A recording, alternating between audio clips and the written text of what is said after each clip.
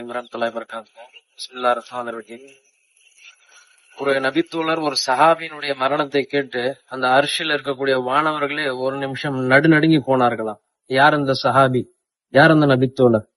அதை பார்ப்பதற்கு முன்பாக, இன்றைய காலகட்டத்தில் மனிதர்களாகிய நாம் எல்லாம் நினைத்துக் கொண்டிருக்கிறோம், ஹஜ்ஜு செய்து விட்டோம், மிகப்பெரிய நன்மையை சம்பாதிச்சிட்டோம், தான தர்மங்கள் செய்யறோம், மிகப்பெரிய நன்மையை சம்பாதிச்சிட்டோம், 5 வேளை தொழுகிறோம், மிகப்பெரிய நன்மையை சம்பாதிச்சு விட்டோம், நமக்கெல்லாம் அல்லாஹ் கேள்வி கணக்கு இருக்காது, நம்ம எல்லாம் இலகுவாக சொர்க்கம் போயிருவோம், நமக்கெல்லாம் கபர் அதாப் இருக்காது, நரகத்தினுடைய வேதனை இருக்காது என்று நினைத்துக் கொண்டிருக்கிறோம், சக்கரானத்தினுடைய வேதனை இருக்காது என்று நினைத்துக் கொண்டிருக்கிறோம். இதோ பாருங்கள், எப்படிப்பட்ட சஹாபி, எப்படிப்பட்ட நபித்தோழர், இவருடைய கபரினுடைய நிலைமை என்ன என்பதை சற்று பாருங்கள்.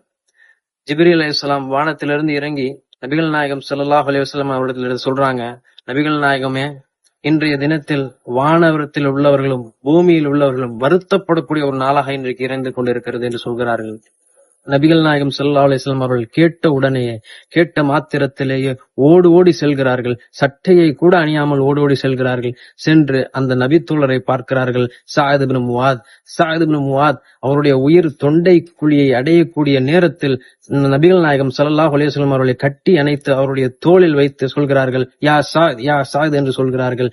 சஅத் இப்னு முஆத் அஷ்ஹது அன் லா இலாஹ இல்லல்லாஹ் வ அஷ்ஹது அன்ன முஹம்மது ரசூலுல்லாஹ் என்று சொன்ன மாத்திரத்திலேயே அவருடைய உயிர் பிரிகிறது. நபிகள் நாயகம் ஸல்லல்லாஹு அலைஹி வஸல்லம் அவர்கள் ரொம்ப அழுகிறார்கள், தேம்பி தேம்பி அழுகிறார்கள், தாரை தாரையாக அவனுடைய கண்களில் இருந்து கண்ணீர் பீரிட்டு வருகிறது.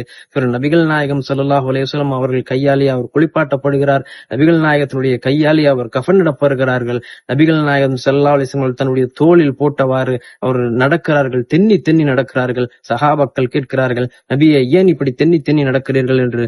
அதற்கு நபிகள் நாயகம் ஸல்லல்லாஹு அலைஹி வஸல்லம் அவர்கள் சொல்கிறார்கள், இவருடைய உடலை சுமப்பதற்காக, இந்த ஜனாசாவை சுமப்பதற்காக வானத்திலிருந்து வானவர்கள் இறங்கி கொண்டிருக்கிறார்கள், இவருடைய உடலை அவர்கள் தான் சுமக்கிறார்கள் என்று, அதனால் தான் இவருடைய உடல் மிகவும் இலகுவாக இருக்கிறது என்று சொல்கிறார்கள். பின்னர் அடக்கம் செய்வதற்காக செல்கிறார்கள். நபிகள் நாயகமே அவருக்கு ஜனாசா தொழு வைக்கிறார். நபிகள் நாயகமே அவருடைய கபருக்குள் இறங்கி அடக்கம் செய்கிறார். நபிகள் நாயகம் தன்னுடைய மகள் ருக்கையா இறந்ததற்கு கூட கபருக்குள் இறங்கவில்லை. ஆனால் இவர் மரணித்ததற்காக இவருடைய கபருக்குள் இறங்கி இவருடைய கஃனை துறந்து இறுதியில் அவர் மீது ஒரு முத்தமிட்டு அவரை அடக்கம் செய்துவிட்டு அங்கிருந்து சற்றே நகர்கிறார்கள். நபிகள் நாயகம் ஸல்லல்லாஹு அலைஹி வஸல்லம் அவர்கள் அல்லாஹ் அக்பர் என்று சத்தமோடு சொல்கிறார்கள். பிறகு சுபஹான் அல்லாஹ் என்று சொல்கிறார்கள். அங்க இருக்கக்கூடிய சஹாபாக்கள் பார்க்கிறார்கள், நபிகள் நாயகமே, இது என்ன உங்களிடத்துல புதிய ஒரு செயலாக இருக்கிறது, அல்லாஹ் அக்பர் என்று சொன்னீர்கள், பிறகு சுபஹான் அல்லாஹ் என்று சொன்னீர்களே, என்ன காரணம் என்று கேட்கும் பொழுது நபிகள் நாயகம் ஸல்லல்லாஹு அலைஹி வஸல்லம் அவர்கள் சொல்கிறார்கள், இங்கே அடக்கம் செய்யப்பட்டிருக்கக்கூடியவர் யார் என்று தெரியுமா? யார் இந்த சஅத் இப்னு முஆத்? யார் இந்த சஅத் இப்னு முஆத்? மதீனாவில் இஸ்லாத்தை முதல் ஏற்ற சஹாபி. இவர் இஸ்லாத்தை ஏற்றதின் காரணமாக 70 குடும்பங்களுக்கு இஸ்லாத்தினுடைய அந்த சதாப்தம் இருந்தது, அந்த ஒரு பாதிப்பு இருந்தது என்று சொல்கிறார்கள். யார் இந்த சஅத் இப்னு முஆத்? இந்த சஅத் என்னுடைய உற்ற நண்பர். யார் இந்த சஅத் இப்னு முஆத்? மதீனாவில் இஸ்லாத்தை முதல் ஏற்றவர். யார் இந்த சஅத் இப்னு முஆத்? இவருடைய மரண செய்தியை கேட்டு அந்த அரிஷே ஒரு கணம் நடுநடுங்கி போனதாம். யார் இந்த சஅத் இப்னு முஆத்? இந்த சஅத் இப்னு முஆதுடைய மரண செய்தியை கேட்டு 70,000 வானவர்கள் வானத்திலிருந்து இறங்கி கொண்டிருக்கிறார்களாம். யார் இந்த சஅத் இப்னு முஆத்? இந்த சஅத் இப்னு முஆத் நமக்கு கிடைத்த தலைவர் பட்டத்தை எமக்காக விட்டு கொடுத்தவர். யார் இந்த சஅத் இப்னு முஆத்? நபிகள் நாயகம் கையால் கஃனிடப்பட்டார்கள், நபிகள் நாயகம் கையால் குளிப்பாட்டப்பட்டார்கள். யார் இந்த சஅத் இப்னு முஆத்? இந்த உலகத்தில் ஒரு சஹாபாக்கள் சொல்கிறார்கள், எவ்வளவு ஆடை, இந்த ஆடை எவ்வளவு பட்டாடை, மெல்லியதாக அழகாக இருக்கிறது என்று சொல்கிறார்கள். அப்போது நபிகள் நாயகம் சொல்லுவார், நாளை மறுமையில் சொர்க்கத்தில் சஅத் இப்னு முஆதினுடைய கையால் ஒரு கைக்குட்டை கொடுக்கப்படும். அந்த கைக்குட்டை இந்த உலகத்தில் இருக்கக்கூடிய விலை மதிப்பான பட்டை விட மிக பிரம்மாண்டமானதாக இருக்கும். யார் இந்த சஅத் இப்னு முஆத்? சொர்க்கம் என்று நிச்சயிக்கப்பட்ட சஹாபி. யார் இந்த சஅத் இப்னு முஆத்? இந்த சஅத் இப்னு முஆத் பனு குறைதாவுக்கு ஒரு தீர்ப்பை வழங்கினார். அந்த தீர்ப்பை அல்லாஹ்வே நேரடியாக அங்கீகரிக்கிறான். இவ்வளவு சிறப்புகளை கொண்ட இந்த சஅத் இப்னு முஆத் அடக்கம் செய்யப்பட்டு அந்த வந்த பிறகு அந்த கபர் வந்திருப்பது சஅத் இப்னு முஆத் என்று கூட தெரியாமல் அவரை நெருக்குகிறது. அந்த கபர் அவரை நெருக்குகிறது என்று சொன்னால் உம்முடைய நிலைமை என்ன, நம்முடைய நிலைமை என்ன?